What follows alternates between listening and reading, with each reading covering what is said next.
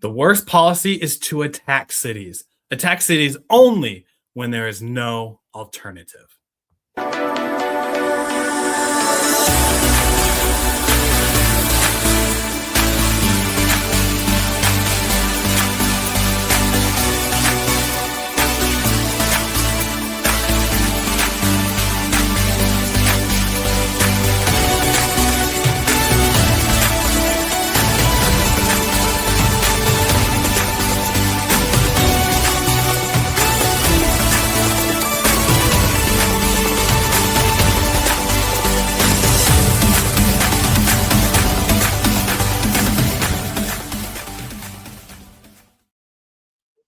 Hey everybody, welcome back to another episode of Champion Reads, where we talk about best-selling books and amazing works of literature. We like to focus in on the self-help, business, entrepreneurship, and even, sometimes financial. But we're also throwing in the mix a few books that are not in the norm, but we've also thrown in some books that are from fantasy to fiction, as part of lessons to be learned to help entrepreneurs grow. This episode is brought to you by Champion Circle, which is found at mychampioncircle.com, where we help entrepreneurs through their challenges. We coach them through their processes and overcome their immediate needs to take their business to the next level. We work with all kinds of entrepreneurs and so many business owners. We typically like to work with those who have been in business for a little while and are looking to move to that next level to achieve their goals, and those solo business owning professionals who are looking for that community that they can rely on for accountability, growth, and so much more. My name is John Kovach Jr. I am the founder of Champion Circle, and joining me today is the host of this podcast and our co-executive producer. His name is Coach Willie Blake. Super excited that you're here, Coach Willie. Woo! And we're finishing up a great discussion on the book called The Art of War. This book is just a classic, and if you haven't read it and you needed a reason to read it, well, we've already recorded 2 episodes talking about this, and it's awesome. There's so much that can be unpacked here, and that's kind of what we're going to talk about today, because this is the 3rd episode. Yep, we got it on the audiobook. We got audio too. Audiobook, Art of War. And it's funny you bring that up, because audio is such a unique experience. There's so much to capture. And you were just talking about, grabbing the quote that we always share at the beginning of the episode. And it's so hard to go back to the physical book and find those quotes that we were listening to, because there's just so much good information. And every page has its own quality of things that we can unpack, which is why we're like, do we do 20 episodes of this book, or do we just do 3 and move on? Because that's kind of what we want to wet your whistle with, and we want to share some great thoughts with you. Today, I wanted to kind of kick things off and just say, this is an awesome book, and you should at least read it once. I get to the point where I like to read it at least once a year, and I've shown the audience, I have this version, which is kind of the classic revised version. I have this version, which is like the pocket Bible version. It's small. I have the Art of War visualized version, which is a bunch of paintings and ways to kind of visualize how the tactics are awesomely won.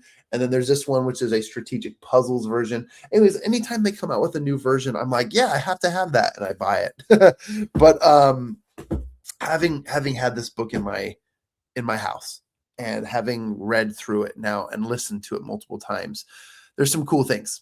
In episode 1, we talked about how the art of war is never actually fighting, but the best way to resolve conflict is to not actually go to war, and to find ways strategically and ways to assert winning without anyone losing their life or anybody going spear to spear, right? The second episode, we talked about more like the strategic and personal side. There's definitely some business and entrepreneurial applications from all of these lessons. And on today's episode, I kind of wanted to dive in as we're wrapping up the book. And I wanted to dive into just personal takeaways, especially on the details, because in the later half of the book, we get into some really unique and specific techniques. And this is where like it literally does come down to the details of everything. For example, even if I just flip open to one of the last pages of the book, um, there's things, and my thumbs are not cooperating with me. There's things like a variation of tactics, but really when we get into the terrain of studying your terrain, like there's so many things knowing what's ahead in the terrain of the battlefield. And when that's the case, as an entrepreneur, you also need to know like what's my environment look like? Like you need to know what you're going up against. Same thing if you were to show up to a neighborhood park and you're challenged by the locals to play a game of basketball, street ball, right? You need to know what your terrain is. Is the hoop good? Do I need to shoot threes or do I need to lay it up because the rim's kind of hard? Like you need to know your battle terrain. The next thing is like, the 9 situations of attack. Like there are things that cause you to take the offense based on defense. And there's so many things we could go into there, which we're not going to. We're going to be more broad and general. There's also attack by fire and the use of spies, which these are all things that are covered in the final third of the book. But to kind of simplify things and to zoom out a little bit from this conversation, it's about details. So I'll start talking about the details, but Willie, I just wanted to like jump in and say like there's so much that we can unpack here. But what are some of your major like applicable takeaways as you're wrapping up the book, as we're finishing it? What's kind of standing out in your mind, and what are you taking away from the book? Yes, I love the general points that you usually get from the Art of War, what people talk about all the time. So if other people review the book, they have like the surface level ones. But the 3 major ones that I took away were ones that you only really hear about like once or twice. And there are 3 in the book, but I'm going to start with 3 and then go backwards. Not all at once, but we'll start with 3, go back and forth, and then eventually we get to 1, which is my favorite lesson. But the 3rd one comes up when Sun's talking about the 5 conditions for victory. And one of them being, when do we fight and when don't we fight? Because he doesn't say like how to fight or how much to fight or how to fight smarter. He isolates the timing of engagement as its own skill. The ability to know when to go after something, when to fight for what is right, when to raise your voice and go against and just stand for something, versus when it's just, you just simply just be like, what you saying really doesn't matter, and I'm just going to walk away. A great example, I think of a friend that I've known for a while now. When he and his wife were just boyfriend and girlfriend, they were at a bar, and while they're at the bar, there was this drunk dude that was hitting on his girlfriend.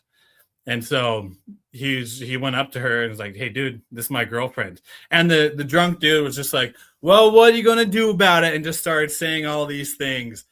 And the girlfriend, sooner or later wife, and everyone around them was just like, there's going to be a fight. Like, I don't know what he's going to do and whatnot. And my friend literally stands there and then just starts laughing out loud. He's just like, dude, you're ridiculous. Grabbed his girlfriend's hand and just walked away. And he made that decision of not to fight. And that stuck out to her. And she tells that story so much, to where that was one of the reasons why she wanted to marry the dude. Because he's just like, that didn't get to him. What emotional maturity to be able to do that.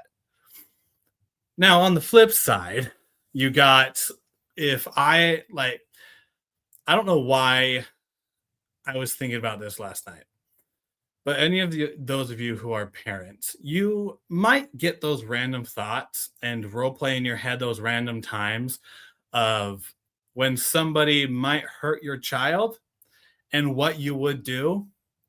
For some reason in my head, I was going to my kid's school to pick her up, and I would walk right around the corner to where, for some reason, I don't think this would ever really happen, but for some reason, random dude, were just smack my kid, and she's 5 years old, and just like smack my kid.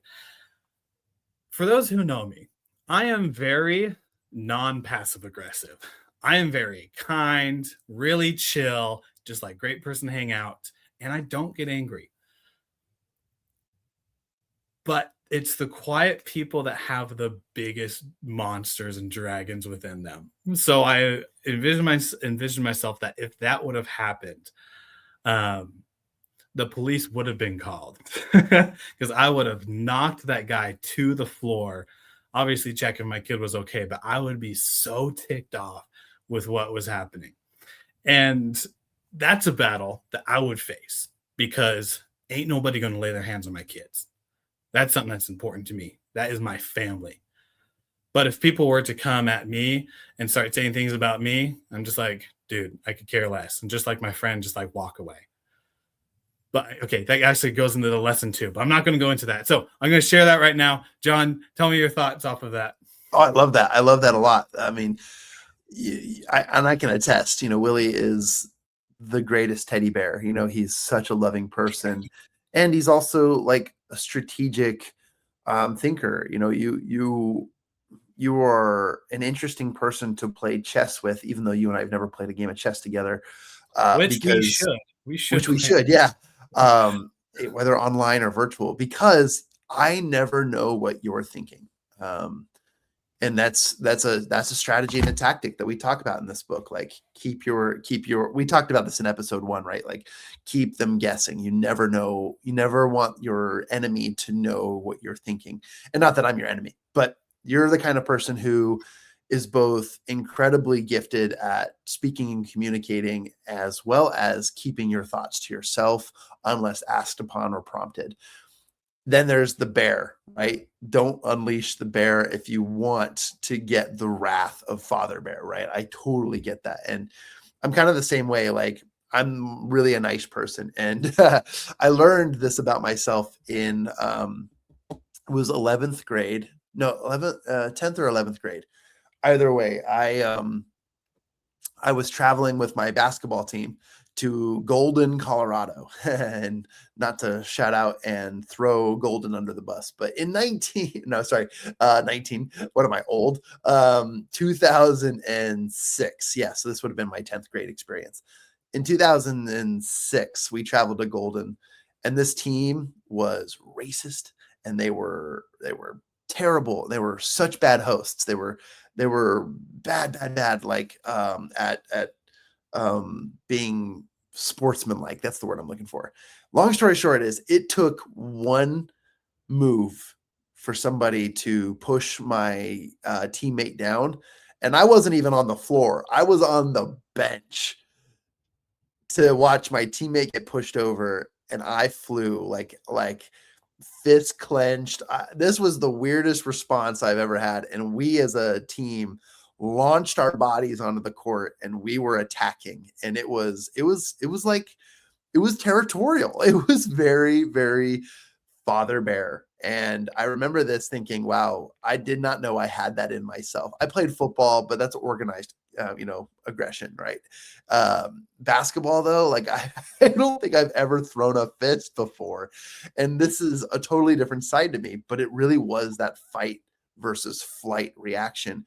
And when it comes to taking care of your kin, your community, a lot of us would do some crazy stuff. And I love this example because when you hold yourself to a standard and it comes to action versus reaction, it's funny how we as humans will always be innate humans, and our nature versus our nurture are two different things. Our nature is protection, and it is evident that we as humans care deeply about our community, our family, our circle over the ones that are up against us. And that's a tool to kind of evaluate when it comes to the art of war, is how much personal reaction and action protocol have you practiced? Have you worked on within yourself to be able to control those situations? As a young 17-year-old, there was no control, and I it turned into a wily coyote, man. It was awesome. It was fun, but it was also terrible in that, suspension is never fun for a 17-year-old. So I'll end it there. No more details needed, but yeah, that's kind of my reaction / contribution to what you shared. And I agree. Like there's an art to action and reaction if you know how to control it. If you have no control, reaction can absolutely be flawed, and it can be something that leads to the wrong thing. But at the same time, protection is an important factor too here. And there's a part of this book that goes into sort of like the conditions of which you should attack, and sometimes the conditions are never right and you still have to attack. And that's when it comes down to bottom line. What's the other lesson you were going to teach on that? That was the smoothest transition to the second lesson, which is from the quote at the very beginning of, I'm going to read it here because I listened to it on Audible. So I used this wonderful ChatGPT to be able to pull up the quote because I couldn't find it. It's, the worst policy is to attack cities. Attack cities only when there is no alternative. Yeah. And it is so important because back in Sun Tzu's day, like back then, cities represented like identity. It represented the pride, the public power. Like that's where everything was. And anytime that he would attack it, it was so slow. It was very expensive. It used his resources way too much. Bringing that now to today, what is our cities? Of course, we got cities in the US and around the world, but the cities that are nowadays is our egos. Mm. And with our egos, you never want to fight where the opponent's ego, where their identity are, because that's where they're the strongest, unless you have no options. So like with me, with my family, people can attack me all I want. And it's just like, yeah, I'm good. But then once you attack my ego, well, then it gets personal. Yeah. Then you drop all logic and you start to get emotional. And that's where mistakes are made. That's where most resources are. If you get into, I don't know why, a movie scene, I don't know which movie, but like when they're two, not gladiators, but like bare-fisted fighters are in the ring together and they got the audience circled around them. The moment to where one is teasing the other and then the other is just like, they have the veins bulging and then like it breaks them, to where then it feels like their agility, strength, and just like berserk mode elevates so much. But with that is an exchange of, he ain't going to be listening. Logic's out the window. It is either I go down and get knocked out or you're going to stop moving type thing. And that's when it comes to, don't attack the ego. If you're going to go after something, go after a plentiful amount of different ways, different strategies to then work around to get into the city to where it's a little bit weaker. But if you just straight up try to attack a city, ain't gonna work, Jack, because you're gonna waste resources. You're gonna hit it where it's strongest, and something that could have been avoided, and is just gonna do more harm and stuff. So, John, I actually want to hear from you. You can share thoughts on that too, but I want to hear from you. What's a lesson that you took away from the book? Absolutely. I'll quick comment and then I'll definitely share that. I love that. And such an evaluation. I mean, we all have areas to work on. And when it comes to the action versus reaction side of things, it is something you can learn. It is something that you can work on. A lot of meditation, a lot of prayer, a lot of breathing exercises, even yoga can help center the body and center the ego, right? And keep us from reacting poorly. There is a reaction and an appropriate place for reaction, but the control of it is essential. Real quick story. we were at the park the other day. My wife and I, this is our life. Our kids are basically our dogs. And we have very, very well-trained dogs. And in fact, they're so well-trained, they do not need to be on leashes. They don't run after things. They're not chasing after people. They're not really scary either. They're just cute little fluff balls. Long story short is we're walking around the park. They're within a 10-foot radius of us. And somebody comes sneaking up from behind and they're just jogging on the trail that we're on. And they had to veer off the trail just slightly because, they didn't let us know they were coming up. Usually it's etiquette to say, hey, on your left or coming up on your left. And, we pull over, but we didn't see him. So he goes running by and he proceeded to say something along the lines of like, you need to have your dogs on leash, yada, yada, yada. And, as a new dog owner, I would have like either done one of two things. I would have apologized and put them on the leash immediately, or I would have reacted poorly and said, nah, you're wrong, yada, yada, yada. Instead, because I'm experienced now, and this is a lot of times past, like where this has happened before, but now without missing a beat, I knew that I was in the right. So egotistically, which is not the right word, I was able to respond back and say, oh no, it's okay. Our dogs are fine. They're on e-collars and they're in our control. And that was just my response, just calmly. And the guy didn't know how to take it. And so he reversed his comment and said, oh, that's awesome. You guys seem like cool people, yada, yada, yada. And it was the opposite of what he said when he ran by. And I realized that it reflected his insecurity about the situation. And he realized, oh, I'm in the wrong. And it was a really, really good reaction. And then my wife and I were just like dissecting it later. We were like, what the heck? Like, we're at this park more than anybody, and we've never had that response, but it was a good reaction. So long story short is you can learn to grow and control the ego and so much more. Something that kind of builds off this, and one of my major takeaways, there's a section in this book called The Attack by Fire. And I just want to read a few like excerpts from this, but the attack by fire is very interesting because this goes back to when they were lodging, fireballs and rocks that were on fire to basically set ablaze cities and things. And this is like when you really get down into the weeds of how do we attack these people. Sun Tzu said that there are 5 ways of attacking with fire. The first is to burn soldiers in their camp. Yikes. The second is to burn stores, take away their means of living. Number 3 is to burn baggage trains, end their supply. Number 4 is to burn arsenals and magazines to end communications.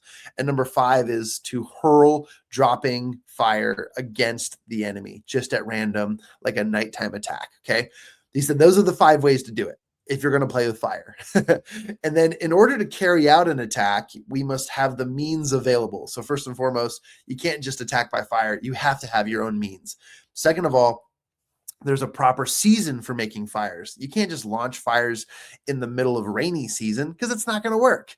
Okay. So you have to have the conditions to do so. And these are all about thinking. And there's a point to all this. Number 4 is the proper season is when there's dry weather, right? In attacking with fire, one should be prepared to meet 5 possible developments. So it's not just the attack, but it's the what happens when you attack. Number 1 is when, I know I'm throwing out a lot of numbers. Don't worry about the numbers. Just realize that there's a lot of information here. And I'm going to wrap this up. Is when fire breaks out inside the enemy's camp, respond to it once with an attack from without. So what that basically is saying, like, as soon as you cause a fire, you should back up that fire with another version because they're going to all respond to the one fire, meaning you should have a second fire attack ready. The other version is if there is an outbreak of fire, but the enemy soldiers remain quiet, bide your time and do not attack. So as soon as you unleash fire, wait for a response. Otherwise, it might be a bust. Number 3 is when the force of the flames has reached its height, follow it up with an attack if that is practicable. If not, stay where you're at. And it just goes on and on and on to basically like when you start a fire, be to the windward of it. Do not attack from the leeward, which means be be upwind so that the fire doesn't come back and burn you. Long story short, and the reason why I like this is a huge takeaway for me, because when you're playing chess or when you're making moves, you can't just make a move and think, okay, I did it. Let's sit back and react. Today, we were going over an email chain campaign in our back office, part of our funnel system for our business. And it was very surface and immediate. But one of the things is there's a reason and a purpose for everything. And in order to survive and thrive in business is to be thinking 3 points ahead, 3 steps to your right, 3 steps to your left, and also 3 steps of retreat.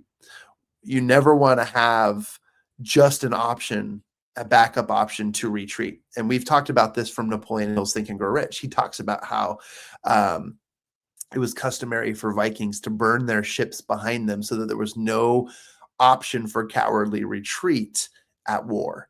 And not that you need to burn bridges and ships, but you can't have that as your only option. You must be thinking offensively. You must thinking, if I'm committing to attacking, if I'm committing to my business environment, that I am committing to the process.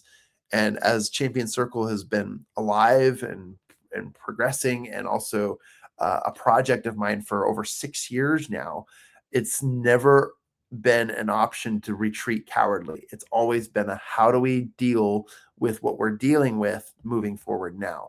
And that is a principle that is learned over time. It is progressed through team, strategy, masterminding, and so much more, and a lot of coaching and a lot of support. And that to me has been the biggest takeaway is, look, if you learn anything, and I know you're not going to go set things on fire. This is not the Arsenal playbook. Okay. This is what happens in business. There's always an action and a reaction, and you need to be thinking 2 or 3 steps ahead, 2 or 3 steps to the right and left and behind, never focusing on one plan B and one option out. Your action should never have an out. Your action should have a strategy that moves forward. And that is John's playbook. What are your thoughts and reactions to that? It's well said. It's stumped him. Yes, I got him. No, you kidding. Got me. For one, there's just so much to unpack in that. But I just love how different phrases in the book, different sentences can mean different things to different people. And I think that's kind of how it was written. I don't think Sun Tzu was making this to say, here's the formula for the art of war. Exactly. Study it and create it. Instead, he's just like, if that's what you think, you're missing the whole point. Mm-hmm. The whole point is to take it in and interpret what is working for you and what can apply to you.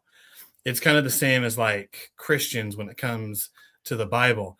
You read the Bible, and one year it might sound just like it's like, let's say the 2 great commandments: love God with all your heart, mind, and strength. Second is like unto it, love thy neighbor as thyself. When people read that sentence, let's just say 5 years ago, they're just like, oh, I got to love God and do everything for God. Fast forward 5 years later, they read the same thing. It's just like, love thy neighbor as thyself. So I need to serve other people. But then there's also a hidden third thing that I'm learning in there, which is as thyself, which means I need to love myself too. Did the scripture change? No. But our life experience and interpretation of it has, because we read things and take them in order for it to improve our life. Yeah. And so I think that's the great thing about wisdom, and the art of war is a fantastic thing with that, is that it's not giving you the formula.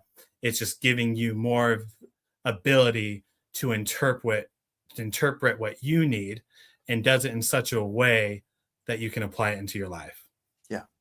Yeah. And when you have to go up against challenges in life, this is why majority of new small businesses fail within the first, 18 months of starting, and why a lot of in this day and age, why a lot of marriages don't make it. It's because there's a huge lack of moving forward with the challenges you've received. And I think strategically and prophetically, in many ways, Sun Tzu was thinking about future generations. And he says, let me teach you what it means to be a commander of an army and all the knowledge that we have. But let me show you that war is not the answer. It's what you do when you have to go to war.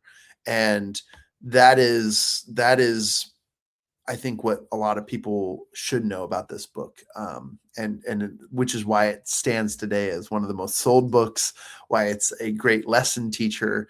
And as we kind of wrap up this episode, it's kind of fun to like look at all the lessons and takeaways that you can get, especially randomly, from this book. And I'd like to challenge both Willie and I to take our book or our version and to randomly select a lesson or page, and let's talk about it for 60 seconds. This would be an interesting deal because there's just so much we can take away, and it's a beautiful, beautiful book. And I think it'd just be fun to wrap up with this little spontaneous moment. Are you ready, or should I go first? I actually am ready, because Okay. the very first lesson that I actually got from it was when I was listening to it. We Ian, our other co-host that's usually on with us, came up with this idea of like spontaneously finding a quote. And so beforehand, I played an audio of one, and it was something I wanted to put as the first lesson. So I will go first with my spontaneous one. And the quote is, "Do not repeat the tactics which have gained you one victory, but let your methods be regulated by the infinite verity of circumstances." Now, if you are dyslexic like myself and don't know what the heck that means, it basically breaks down to, do not repeat the tactics which have gained you one victory.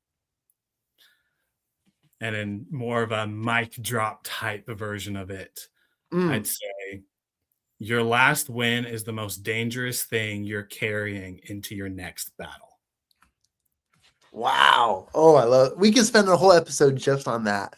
But because we're doing here's episode 4, let's go at it. Yeah, based on spontaneity, we'll keep it at that. But yeah, I love that. That's impactful, and that's good stuff. I love that. Yeah. Can I share like 30-second quick finish insight with that one? Yeah, absolutely. Go. So with that, like the moment you start trusting your past success more than like your present conditions, you start to already lose. Because what happens is people, if you think of like the football player in high school who wins the championship, 20 years later comes to reunion, and it's just like, oh, I learned, like we won the championship, this is so awesome. And everyone in the room's just like, dude, what the heck have you been doing these last 20 years if that was your biggest success? And so people repeat what's worked because it feels safe, it proves their identity, it eliminates uncertainty, when the moment of success that you have, so many people keep it as a barrier, but really it's just another point in a tennis match. It's just another basket in basketball. It's just another lap as you're running a marathon. It's like, it's just the next thing. To you, it might feel big because you've had to work so much to get there. And that's awesome. Post about it, gain that experience, learn the lessons, but don't let it be the guiding northern star. Don't let the reason why you're doing something be something that happened in the past. Because a marriage becomes strong, not from how you start in a marriage, but after all the challenges and the obstacles that you faced, and you're still together. Brilliant.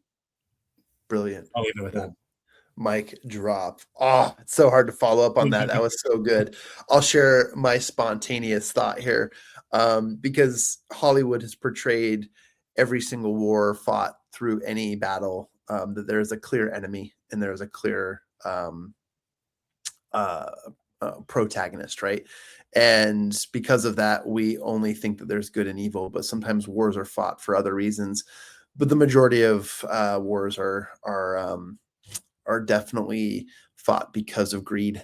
And one of them I found, this is randomly, I just opened this one up. It says, the general who advances without coveting fame and retreats without fearing disgrace, whose only thought is to protect his country and do good service for his sovereign, is the jewel of the kingdom.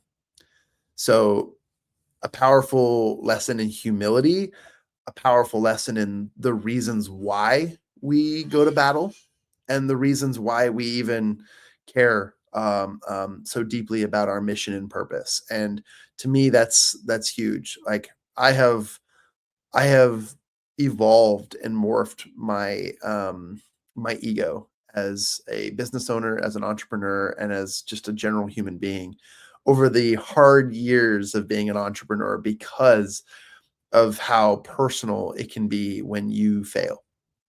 Let me tell you, entrepreneurship is not for the faint of heart. But if you plan to be a strong-hearted, willed person, start the entrepreneurial journey, because it will teach you at accelerated rates on how to mature, on how to be somebody who's willing to roll with the punches, and you learn lessons the hard way. And that's the only way to learn. If you're afraid of failure, this is not the road for you. But if you're willing to learn and you're willing to grow, quoting my dear I guess virtual mentor in Les Brown, if you fall on your back, learn to land on your back, because if you can look up, then you can get up. And for me, that's the advice here, is the general who advances without coveting fame and retreats without fearing disgrace is the jewel of the kingdom. Boom. Wesley, I don't know why you said you're going to have a problem. That was excellent. All right, John, shall we head on out with the end of this? Ladies and gentlemen, The Art of War, Sun Tzu. Grab your version. I grab one every year, apparently. And it's a great read. There's so much more that we can unpack. These literal last 60 seconds spontaneity just shows you that we can unpack dozens and dozens of episodes about this book, but we tend to focus on the important lessons and also leave it up to you to decide what you're going to do. So for anyone listening to this, please check us out at mychampionscircle.com, where we support entrepreneurs and business owners in their endeavors. We bring them into a community, we coach them, and we use accountability to accelerate their results. That is who we are. And the Champion Reads podcast was created by Willie Blake and Ian Sturmer and myself to bring applications and awesome takeaways in the world of best-selling books, because we know that CEOs on average read 60 books a year. Therefore, we are trying to keep up with that statistic. And long story short is, if you'd like to connect with us and suggest a book or anything that we'd like to read, or even just contact us in general, subscribe to any one of our channels. We're everywhere on all podcast channels. It is the Champion Reads podcast. And also, I just want to thank Willie for being here, for allowing me to jump in and kind of lead the discussions, but also to help host. And for any other information, please connect with us. And last but not least, is if you are struggling in business and or in life, just know that it is through the power of community that you can find the strength within to build, grow, and to conquer. They say in the African proverbs that if you want to go fast, go alone. But if you want to go far, go with others. And that's where having people in your corner and in your community, you will too find the strength to carry on. And with that, ladies and gentlemen, is the end of our podcast. We'll see you on the next episode, where we'll be introducing best-selling books and our opinions. And please join in. We'll see you then.